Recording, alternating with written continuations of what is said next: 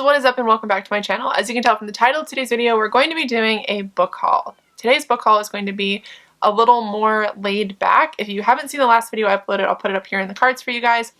Basically, I just sat down and talked to you about how I'm feeling creatively, can't fucking talk today, creatively, how I'm feeling emotionally, and just how I'm feeling overall in general about the content I'm making, and sort of how I've been feeling a little bit lost and trying to get back to basically my roots. And I just want to talk to you guys about the books that I got because they're making me happy right now, and a lot of these are from you guys, and like half of them are from you guys, half of them are from the library, and a couple of them are from Book of the Month. I actually canceled my Book of the Month subscription because I'm going to be really real with you guys. Divorce is expensive and mama doesn't have the money for that right now. And I'm also possibly changing jobs. I don't know. If you follow me on Twitter, you'll know my life is all kinds of up in the air right now. And the only thing that I'm sure of is that I have a home over my head and I have friends and a boyfriend who loves me. So I'm going to go and get started and talk to you about the books that I got. If I seem a little bit off, now you know why. The first one I got is a book that I hope will help me figure out what the fuck I'm doing, and it's The Subtle Art of Not Giving a Fuck by Mark Manson, Jesus Christ. Basically, this is a book about, from what I've learned, or from what I've heard from other people, is it's about not caring, just doing what you want to do and realizing that life can be shit sometimes, and sometimes it can be really amazing, and just rolling with it, basically. It's not really, for me, a book that I know a whole lot about, but I've read that it is one of the best self-help books because it does teach you basically, you know, just to not care and just to do what you want to do. And that is something that, like I said, if you saw that video, I've been really trying to do recently, and just putting aside everything else and focusing on that and not caring what other people think in like many capacities. So I'm hoping this book will be a breath of fresh air for me. The next book that I have here is a book that I have actually already started reading, and I'm absolutely in love with it. This is from the author that wrote Eat, Pray, Love, but it is Big Magic. I follow a YouTuber named Kayla Nicholson, and she does like a lot of lifestyle stuff and a lot of like vegan recipes and tarot, and she's a lot of fun. If you haven't subscribed to her, you should if you like that kind of stuff. She does vlog a lot. She's reading this book, and when she was reading it, I was like, oh, that sounds like something that's cool, but not necessarily something that applied to my life until I apparently am having a midlife crisis at 30. This book is about creativity and its many applications and basically how to harness it. Now that sounds like a lot of juju, like, you know, self-help shit, but so far it's actually really cool because she writes it from her perspective of being an author and failing at being an author, and how she realized that necessarily being creative or being like an author, a musician, or whatever, it's not necessarily the most important job to have, and how you can harness that to basically do what you want to do to make your life what you want it to be, like being a creative person. And I am a creative person, but I've never really had an outlet for that, and that's sort of what this book is teaching you in a way, is to just do it, and how creativity can come and go, and how to make the best of it when you have it. It's a really eye-opening book, especially if you are a creative individual, whether you paint, make music, you know, do film, whatever it may be. I think that this is a good book so far, and it's definitely been pretty enlightening. The next one I have here is one that I'm pretty weary about. I'm going to be really real with you guys. I have not liked, like, going back and looking at what V.E. Schwab has written, I've been really, like, kind of let down. I thought I really liked it, but I've read so many things that are so much better than that recently, and I know that's an unpopular opinion, but I think her characters are pretty cardboard and cutout. I think that her stories are semi-original, but not necessarily the most original, especially when you look at her other works compared to stuff that she's done. I feel like a lot of the characters are the same. They're very Slytherin, they're very like morally gray, and we get it, like that's whatever, but it's not my favorite. However, I really liked the first book from this. It'd be City of Ghosts. So I did pick up Tunnel of Bones.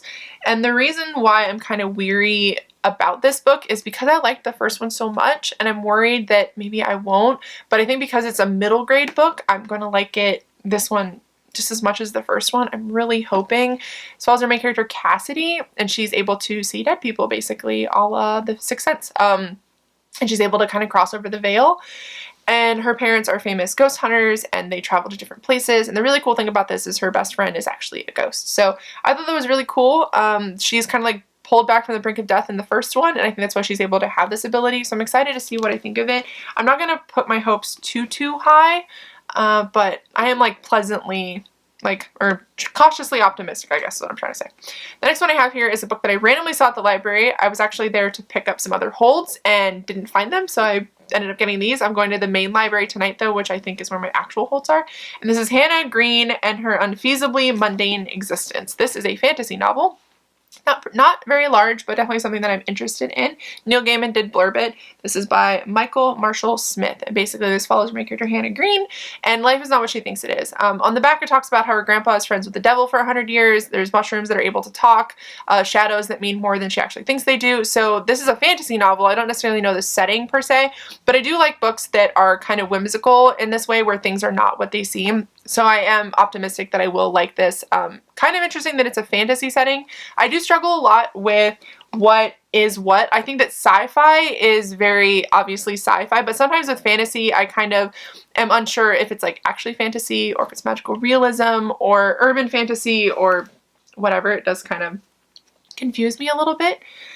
The next few books that I have are actually books that you guys sent me. I don't know who sent me this one. I'm going to put a message out on Twitter, like a tweet, to see who sent it to me, but I have already read this, but whoever sent this to me wants to buddy read it, and I will 100% buddy read it with you.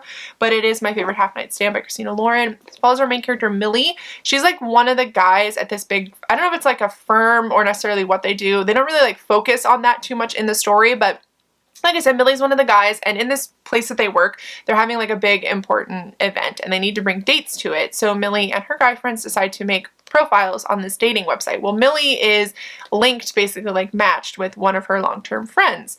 And what's funny is in the profile, you can't really tell that it's Millie. So he's like talking to this girl. Well, Millie and him also start having a relationship in real life. So he's dating Millie from online and Millie in real life. And she's trying to figure out like how to tell him because she assumed that he would figure out that it's her, but I guess he doesn't know her as well as she thought he did.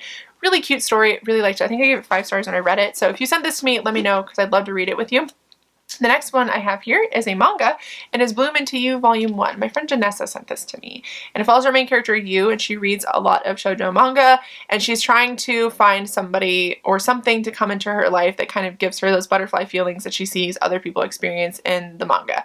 And somebody does come to her and does say that, and she realizes she doesn't feel anything. So I'm hoping this might have like some kind of ace representation in it. I'm not sure. I don't want to get too hopeful, but I think I saw Natalie review this on either Instagram. I'll leave Natalie's channel down below, but either on Instagram or YouTube, and I was like, I want to read that. So I'm glad Janessa sent it to me. The next one I have here is the last gift that I received from you guys, and this is actually from Boston. I'll leave Boston's channel down below as well, but it is Saga Book 1, and this is the massive compendium of the first, I think, like 4 of the graphic novels.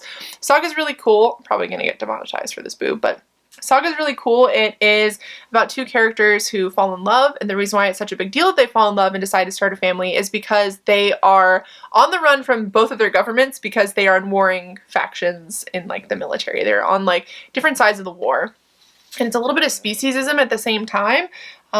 I really like this graphic novel. It's one of my favorites. I know one of the guys who I think does the art got in a little bit of trouble. I don't know the whole story, so I'm not really going to go into that, but I believe there was some like sexual assault or sexual harassment involved. So I know it's been put on hold, but either way, I am so excited to have this. I read all of the ones that are currently available, so I am all caught up, but I do love that I actually have this version now.